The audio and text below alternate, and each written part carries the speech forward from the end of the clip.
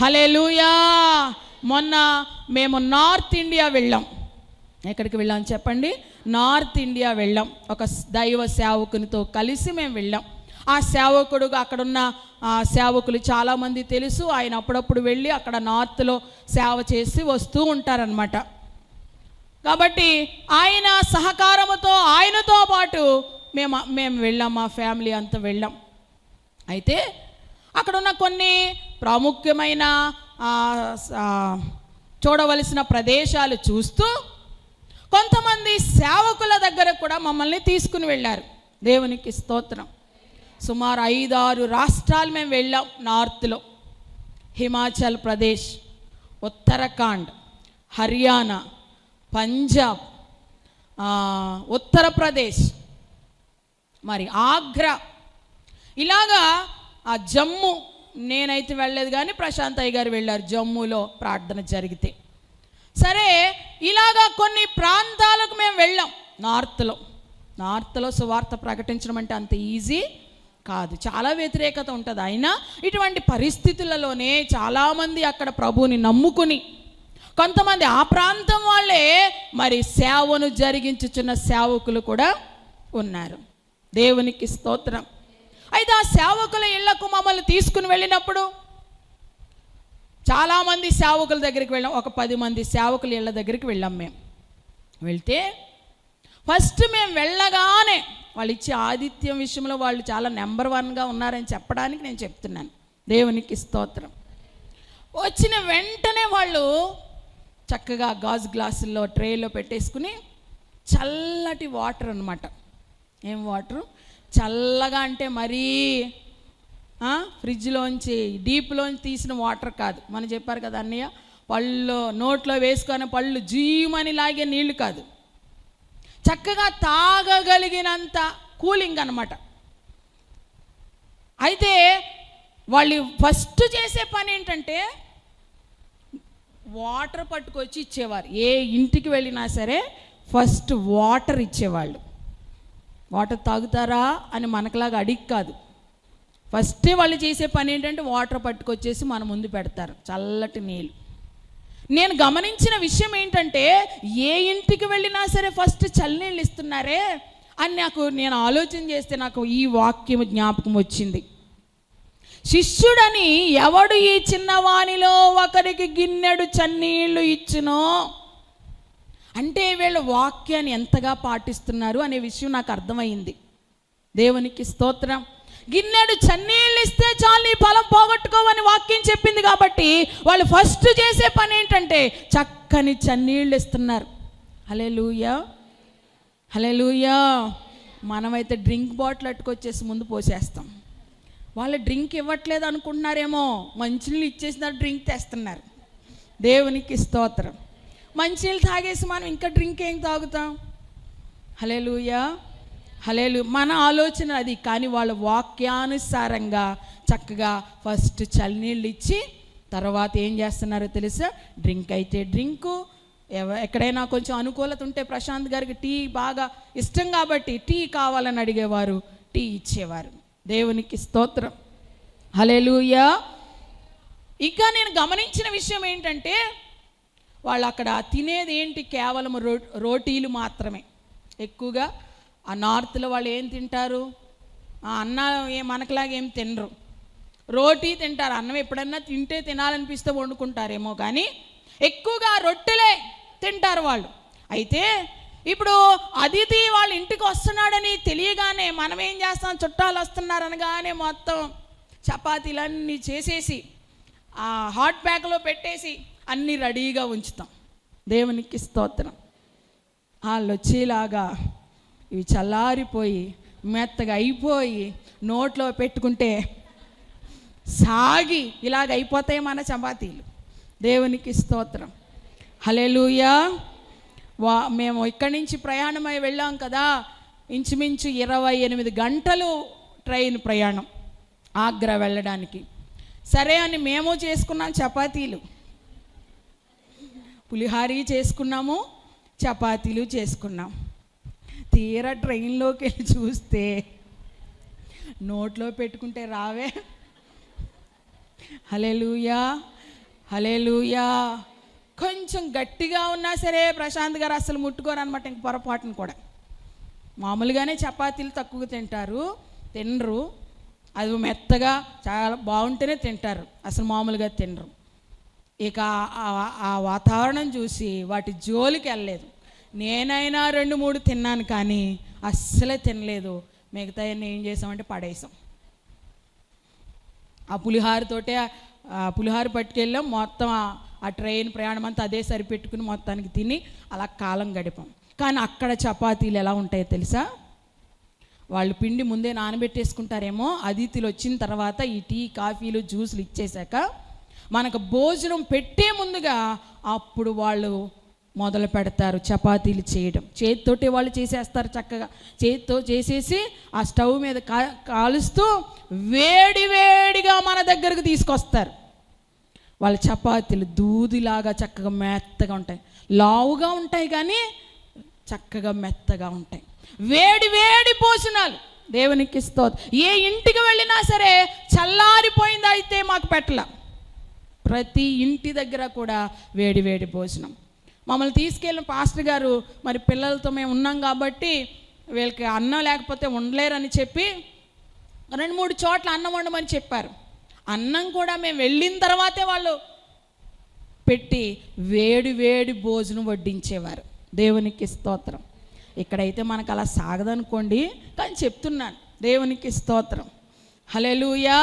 దేవునికి మహిమ కలుగును. అంటే వాళ్ళ ఇంటికి వచ్చే ఆ అతిథుల విషయంలో వాళ్ళు ఎంత జాగ్రత్త తీసుకుంటారో, ఎంతగా నాకు అక్కడ నచ్చిన విషయం ఏంటంటే సేవకులకు ఇళ్ళ దగ్గర వాళ్ళు ఇచ్చే ఆతిథ్యం నాకు చాలా నచ్చింది. వాళ్ళను చూసి నేను చాలా నేర్చుకున్నాను. ఒక సేవకుడు మన ఇంటి దగ్గరకు వస్తే వాళ్ళని ఎలా చూసుకోవాలనేది నా మట్టుకు నేను చాలా నేర్చుకున్నాను అన్నమాట. దేవునికి స్తోత్రం. హల్లెలూయా. చాలా చక్కగా ఆతిథ్యం ఇస్తున్నారు, వేడి భోజనాలు పెడుతున్నారు. ఇక్కడ వాక్యం చెప్పినట్లుగా ఫస్ట్ గిన్నెడు చన్నీళ్ళు మాత్రం ఖచ్చితంగా ప్రతి ఇంటి దగ్గర ఇచ్చారు. దేవునికి మహిమ కలుగునుగాక. ఆమేన్. ఇక ఈ 10 రోజులు రొట్టెలు తింటూ ఉంటుంటే ఎలా ఉంటుందో ఒక్కసారి ఆలోచించేయండి. ఫస్ట్ 2 రోజులు బాగానే లాగించేసాం, కానీ ఇక్కడ ఇక 3వ రోజు నుంచి అన్నం ఎక్కడ దొరుకుతుందిరా బాబు అంటూ ఎదురు చూసాం. దేవునికి స్తోత్రం. హల్లెలూయా. ఎక్కడైనా రోడ్డు అంటా వెళుతుంటే బిర్యానీ అంటే చాలు ఆపేయండి అనేవాళ్ళం. సరే మధ్యాహ్నం భోజనం అంటే ఆయన బిర్యానీ అని వెళితే అది ఎలా ఉందో తెలుసా? బిర్యానీ కారంలో కలిపేసిన అన్నం. దేవునికి స్తోత్రం. హల్లెలూయా. నోట్లో ఎట్టుకుంటే ఇక పచ్చిమిరపకాయలు కారమే అన్నమాట. మొత్తం అంతా పచ్చిమిరపకాయలు కారమే. నోట్లో పెట్టుకుంటే మంట పెట్టుకున్నట్టే వదిలేసి మళ్ళీ బయటకు వచ్చేసాం. హల్లెలూయా. అలా ఉంటాయి అక్కడ. భోజనము దొరకదు. అంటే నార్త్కు వెళ్ళి సువార్త ప్రకటించాలంటే చాలా కష్టము. భోజన విషయంలో కూడా సమస్యలు ఎదుర్కొంటాము అనేటువంటి విషయాలు, అక్కడ పరిస్థితులన్నీ కూడా సువార్త విషయంలో ఎలా ఉంటాయో అనేటువంటి విషయాలు కూడా మేము తెలుసుకుని రావడానికి దేవుడు సహాయం చేశారు ఆ 10 దినాల్లో కూడా. దేవునికి స్తోత్రం. అక్కడక్కడ ఆ ఇళ్లల్లోనే మీటింగులు పెట్టినప్పుడు ప్రశాంత్ అయ్య గారు 2-3 చోట్ల వాక్యం చెప్పారు, 2 చర్చెస్లో వాక్యం చెప్పారు. ఆ వాక్యం విని ఆ దైవ సేవకులు అన్నారు, చాలా చక్కగా మంచిగా వాక్యం చెప్తున్నారు, ఇటువంటి సేవకులు మాకు పరిచయం చేయండి, మేము కూడా పిలుస్తాం కదా అప్పుడప్పుడు అని మమ్మల్ని తీసుకెళ్ళిన దైవజనులతో అన్నారంట. దేవునికి స్తోత్రం. మరి ఏ ఉద్దేశంతో దేవుడు మమ్మల్ని ఆ ప్రాంతాలకు తీసుకుని వెళ్ళారో కానీ మొత్తానికి ఆ ప్రాంత పరిసరాలన్నీ కూడా చూసి అక్కడ వాతావరణ విషయం తెలుసుకొని మరి రాబోయే దినాల్లో అక్కడ కూడా సువార్త ప్రకటించడానికి ప్రభు నడిపించాలని మేము కోరుకుంటా ఉన్నాం. దేవునికి స్తోత్రం. అయితే చూడండి, ఇక్కడ ఆతిథ్యము మనం ఇవ్వాలి, ఖచ్చితంగా మంచి ఆతిథ్యం ఇవ్వాలి మన ఇంటికి వచ్చిన అతిథులకు. ఇక్కడ ఈ అనాగరికులకు ఈ ద్వీపవాసులు వాళ్ళకి చాలా మంచి ఉపచారం చేశారు. అయితే వాళ్ళు చేసిన ఉపచారం అంతంత కాదని ఇక్కడ వ్రాస్తూ మరి చక్కగా వాళ్ళు మాకు వేడిని పుట్టించడానికి అగ్ని రాజబెట్టారని చెప్తూ వాళ్ళు మంట వేసినప్పుడు అక్కడ పౌలు గారు ఏం చేశారంట, వెంటనే పక్కకు వెళ్ళి ఓ మోపిడి పుల్లలు ఏరుకొచ్చి ఆ మంటలో వేశారంట. ఆ పుల్లలు ఆయన మంటలో వేయగానే ఆ పుల్లల్లో నుంచి ఒక పాము బయటకు వచ్చి పౌలు గారిని కాటేసేసింది, చేతి మీద కాటేసేసింది. అగ్నిలో అలా వేస్తూ ఉన్నారు. అగ్నిలో వేయగానే అందులోంచి పాము బయటకు వచ్చి చేతిని కరిచేసింది. కరియగానే అక్కడ ఉన్నటువంటి ద్వీపవాసులందరూ పౌలు గారి విషయంలో ఏమనుకుంటున్నారో తెలుసా? ఇతడు ఖచ్చితంగా నరహంతకుడు, ఇతడేదో గొప్ప పాపం చేసే ఉంటాడు, నరహంతకుడు ఇతడు.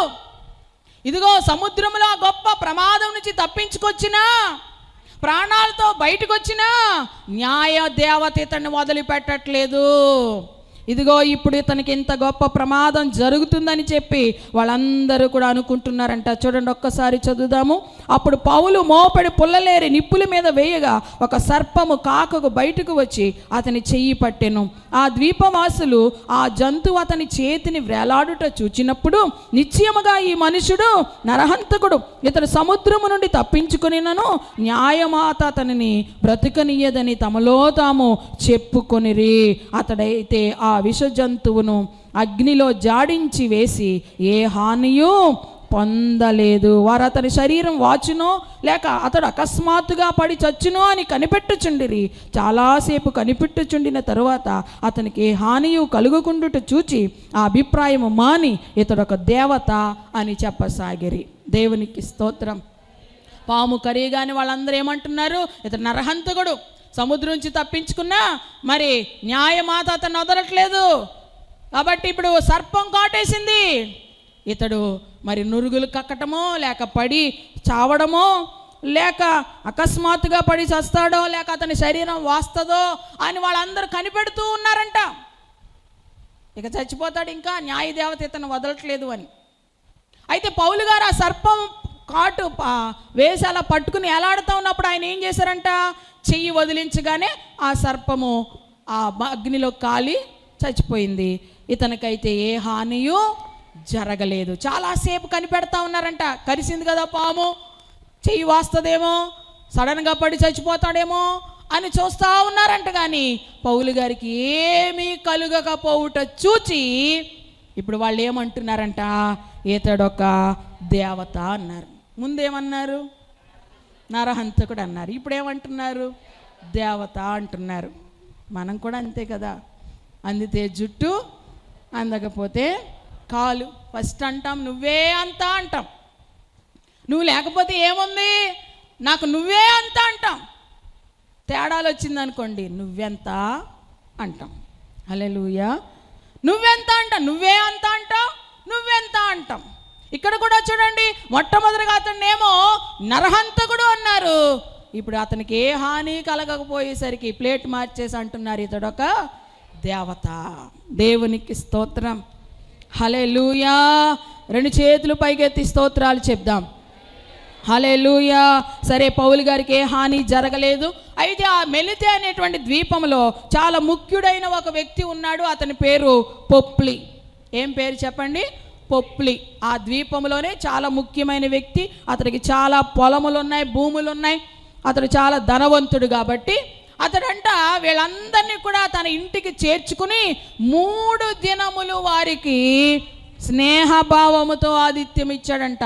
ఈ అధ్యాయం అంతా ఆతిథ్యం గురించే కనపడ్డది, అందుకే ఎక్కువసేపు ఆతిథ్యం గురించి చెప్పాను. దేవునికి స్తోత్రం. హల్లెలూయా. ఈ పొప్లి అనేటువంటి నాయకుడు ఏం చేశాడంట? వీళ్ళందరినీ 276 మందిని తన ఇంటికి చేర్చుకుని స్నేహభావముతో 3 దినాలు ఆతిథ్యం ఇచ్చాడు. అయితే మరి దేవుని వాక్యం చదివాం కదా, ఆతిథ్యం ఇచ్చిన వారు తప్పకుండా తల ఫలము పోగొట్టుకొనడు, ఖచ్చితంగా ఫలం పొందుకుంటాడు. ఒక సేవకుని మీరు చేర్చుకుని ఆతిథ్యం ఇచ్చినప్పుడు ఆ సేవకుని యొక్క అభిషేకాన్ని బట్టి ఖచ్చితంగా ఫలము మీ ఇంటిలోనికి వస్తుంది. ఇక్కడ ఈ ఆతిథ్యం ఇచ్చాడా? అయితే ఏం జరిగింది చూడండి. ఆ పొప్లి యొక్క తండ్రి అంట జ్వరము చేతను రక్తభేది చేతను, అంటే బీపీ అయి ఉండొచ్చు, బాధపడుచు పండుకొని ఉండెను.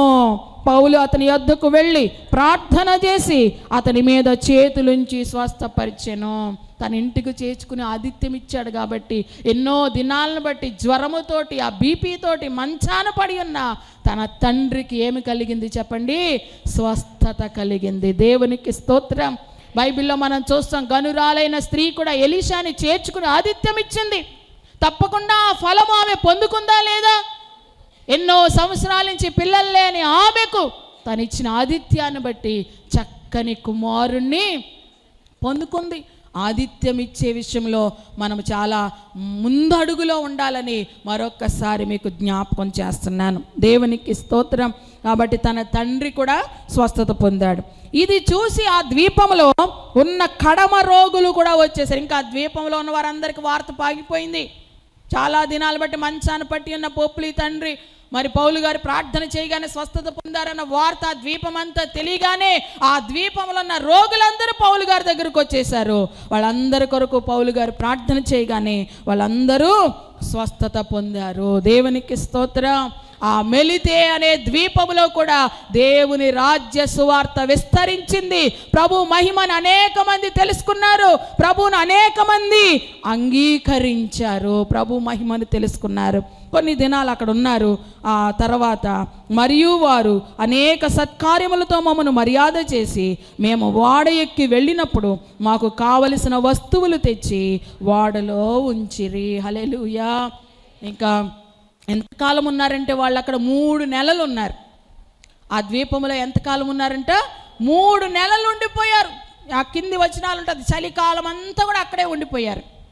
చలి తగ్గే వరకు కూడా ఆ ద్వీపంలో ఉండిపోయి ఇప్పుడు మరలా తిరిగి వెళ్ళిపోతున్నప్పుడు ఆ ద్వీపవాసులు ఏం చేశారంట? చాలా సత్కార్యములతో వాళ్ళకి మర్యాద చేసి మరి వారికి కావలసిన వస్తువులన్నీ కూడా తెచ్చేసి వాడలో పెట్టేసి వాళ్ళని సాగనంపారంట ఆ ద్వీపవాసులు. దేవునికి స్తోత్రం. ఇప్పుడు చూడండి, 3 నెలలైన తరువాత ఆ ద్వీపమందు శీతాకాలం అంతా గడిపిన అశ్విని చిహ్నము గల అలెగ్జాంద్రియా పట్టణపు వాడనెక్కి బయలుదేరి ఇప్పుడు అక్కడి నుంచి మరలా వాడ ఎక్కి ప్రయాణం మొదలుపెట్టారు. ఇప్పుడు ఆ ప్రయాణం మొదలుపెట్టి ఎక్కడికి వచ్చారంట? సురుకు సైకి వచ్చి అక్కడ 3 దినములు ఉన్నారంట. సురుకు సైకి వచ్చి 3 దినాలు ఉన్నారు. అక్కడి నుంచి మరలా బయలుదేరి మళ్ళీ వాళ్ళు ఎక్కడికి వెళ్ళారు? రేగియాకు వచ్చారు. అక్కడ 1 దినం ఉన్నారు. ఆ తర్వాత దక్షిణపు గాలి విసురుట వలన మరునాడు పొతియేలుకి వెళ్ళారు. పొతియేలులో అక్కడ కూడా సహోదరులను చూచారు. అక్కడ 7 దినాలు ఉన్నారంట. అక్కడి నుంచి మరలా వాళ్ళు ప్రయాణమయ్యి రోమాకు వచ్చారు. దేవునికి స్తోత్రం. హల్లెలూయా. అక్కడి నుంచి వాళ్ళు ఎక్కడికి వచ్చేసారు? రోమాకు వచ్చారు. పౌలు గారు రోమాకు వచ్చారన్న సంగతి తెలుసుకుని అక్కడ చుట్టుపక్కల ప్రాంతాల్లో కొంతమంది ఉన్నారు. అప్పియ, సంతపేట వరకును, రెండవది త్రిసత్రముల వరకును ఉన్నటువంటి సహోదరులందరూ కూడా పౌలు గారి దగ్గరికి వచ్చి వారిని ఎదుర్కొని మరి పౌలు గారిని పలకరించారనమాట.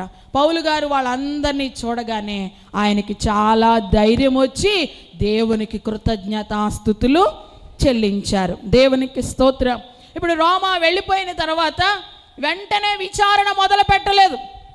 ఎందుకంటే పౌలు గారి మీద నేరం మోపినటువంటి వారు కూడా రావాలి కదా, నేరం మోపిన వారు కూడా రావాలి కదా విచారణ చేయాలంటే.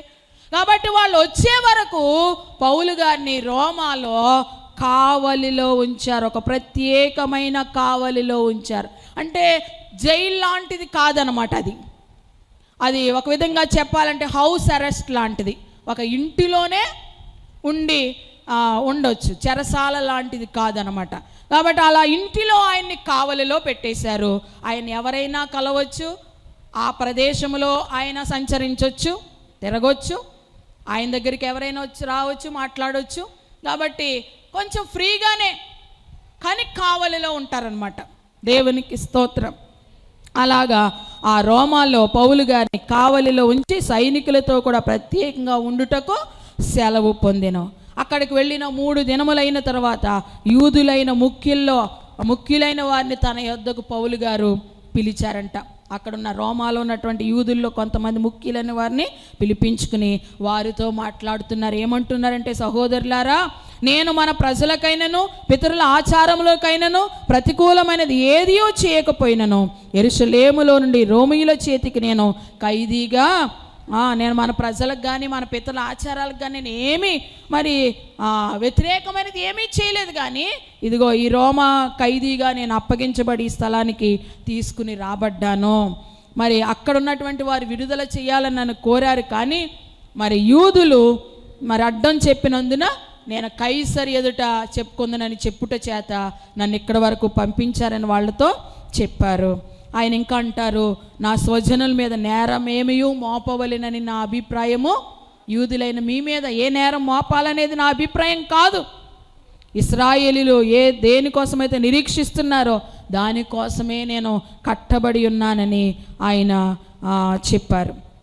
తర్వాత ఇంకా మనం చదివితే 21వ వచనంలో, ఇక్కడికి వచ్చిన సహోదరులు ఒక్కడైనను నిన్ను గూర్చి చెడు సంగతి ఏదియూ మాకు తెలియపరచనలేదు, మరియు ఎవరును, వాళ్ళు కూడా అంటున్నారన్నమాట, ఇక్కడికి వచ్చిన చాలామంది సహోదరులు కూడా నీ గురించి ఏ విధమైన చెడు సమాచారం చెప్పలేదు, అందరూ మంచిగానే చెప్పారు, అయితే మత భేదముల గురించి మాత్రమే మాకు తెలిసింది కానీ నీ విషయంలో అంతకంటే వేరే విషయం ఏది మాకు తెలియలేదని ఆయన దగ్గరకు వచ్చిన యూదులు కూడా చెప్పారు. తర్వాత ఒక దినము నియమించి అతని బసలోనికి అతని యొద్దకు అనేకులు వచ్చిరి. ఒకానొక దినమందంట మరి చాలామంది ఆయన బస చేస్తున్న ఆ గది దగ్గరికి చాలామంది వచ్చారు. అయితే ఆయన ఏం చేశారంట, ఉదయము నుండి సాయంకాలం వరకు అతడు దేవుని రాజ్యమును గురించి పూర్తిగా సాక్ష్యం ఇచ్చుచు మోషే ధర్మశాస్త్రములో నుండి ప్రవక్తల నుండి సంగతులెత్తి యేసును గురించి వివరముగా బోధించుచు వారిని ఒప్పించుచుండెను. ఉదయం మొదలుకొని సాయంకాలం వరకు కూడా యేసు క్రీస్తుని గురించి వాళ్ళకి చెప్తానే ఉన్నారంట.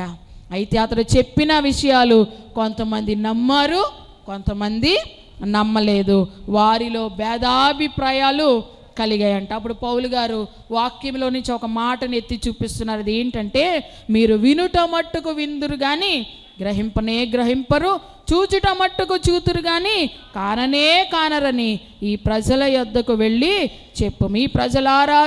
ఈ ప్రజలు కన్నులారా చూచి చెవులారా విని మనసారా గ్రహించి నా వైపు తిరిగి నా వలన స్వస్థత పొందకుండానట్లు వారి హృదయము క్రొవ్వి ఉన్నది, వారి చెవులలో మందముగా విని కన్నులు మూసుకొని ఉన్నారు అని పరిశుద్ధాత్మ యెషయా ప్రవక్త ద్వారా మీ పితరులతో చెప్పిన మాట సరియే. పౌలు గారు యెషయా ప్రవక్త వాడిన మాటని ఇక్కడ జ్ఞాపకం చేస్తూ, ప్రవక్త గారు చెప్పిన మాట నిజమైందే, మీరు వినట్టు మట్టుకు వింటున్నారు కానీ గ్రహించట్లేదు, నేను ఎంతగా మీకు బోధించినా సరే మీలో చాలామంది నమ్మట్లేదు, కాబట్టి ఇక నుంచి రక్షణ అన్యజనుల యొద్దకు వెళ్ళిపోతుంది, పంపబడి ఉన్నదని మీరు తెలుసుకుంటారని పౌలు గారు చెప్పారు. ఆ తర్వాత అక్కడి నుంచి వాళ్ళందరూ కూడా వెళ్ళిపోయారు.